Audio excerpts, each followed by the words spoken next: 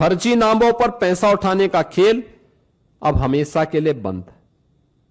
आपने देखा होगा इससे पहले समाजवादी पार्टी के समय में सोनभद्र में मनरेगा का भयंकर घोटाला हुआ था। सीबीआई की इंक्वायरी उस समय उसकी चल रही है।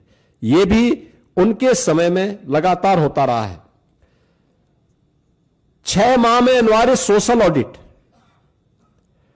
डिजिटल और समयबद्ध बहुस्तरीय शिकायत निवारण, जिला लोकपाल की व्यवस्था और केक के मानकों के अनुरूप ऑडिट की व्यवस्था भी इसके माध्यम से रहेगी। दूसरा, वित्तीय अनुशासन के साथ साथ यह संघीय संतुलन को बनाए रखने में भी एक बेहतर योगदान ये नया अधिनियम हमें देने जा रहा है, जिसमें केंद्र राज्य की साझेदारी 60-40 की हो गई। स्पष्ट वार्षिक बजट, लेकिन काम मांग आधारित ही रहेगा।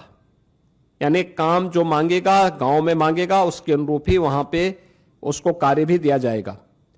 राज्यों को अधिक वित्तीय भागीदारी से में स्वामित्व, निगरानी और उसके गुणवत्ता सुधार, ये राज्यों को इसका पूरा वो दिया गया है कि राज्य इसके लिए करेंगे।